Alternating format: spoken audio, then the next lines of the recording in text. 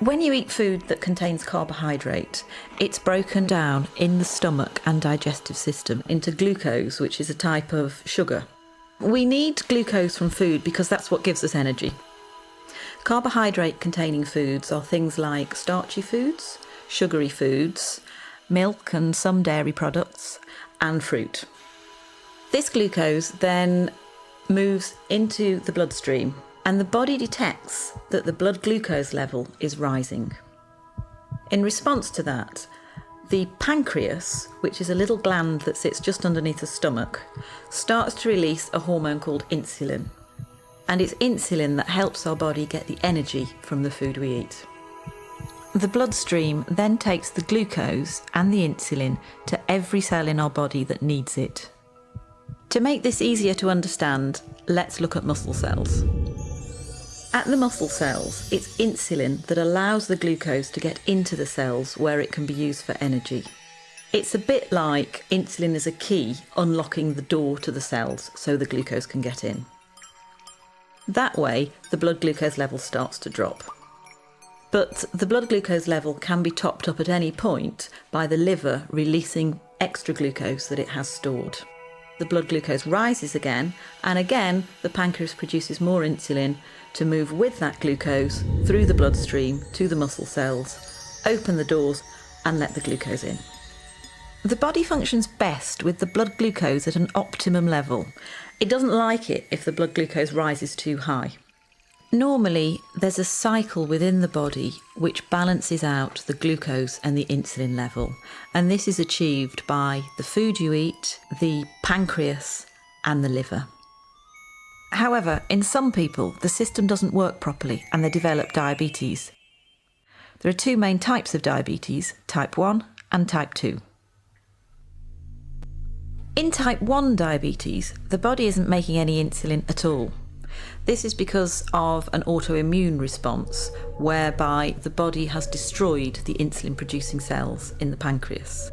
We don't entirely know why that happens in some people and not in others. Type 1 diabetes accounts for about 10% of all cases. It's most often found in the under 40s, and it's by far the most common type of diabetes found in childhood. So, the main symptoms of type 1 diabetes are going to the toilet a lot, thirst, thrush or genital itching, slow healing of wounds, blurred vision, tiredness and weight loss. These symptoms generally happen quite quickly, often over a few weeks, and can be reversed. Type 2 diabetes accounts for about 90% of all cases in the population. It's most common in the over 40 age group in the white population and in the over 25 age group in the South Asian population. Type 2 diabetes is a little more complex because there's slightly more processes at work. Either the body isn't producing quite enough insulin, or the insulin it is producing isn't working properly. In response to this, the pancreas produces even more insulin, so the blood glucose levels continue to rise and the insulin levels continue to rise. This situation is further complicated by the cells, which are desperate for energy, sending out emergency signals to the liver to release stored glucose. The blood glucose level goes up and up, and the pancreas produces more and more insulin until it can't cope anymore, and eventually it can wear out. As with type 1 diabetes, the symptoms of type 2 diabetes are going to the toilet a lot, thirst, thrush or genital itching, slow healing of wounds, blurred vision, tiredness and weight loss in some people.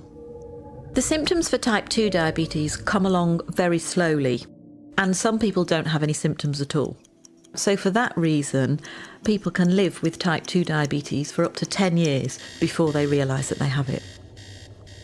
Type 2 diabetes can be reversed with the help and support of our pure organic aloe-based products to provide your body with the essential vitamins and minerals needed to maintain a healthy glucose and insulin levels.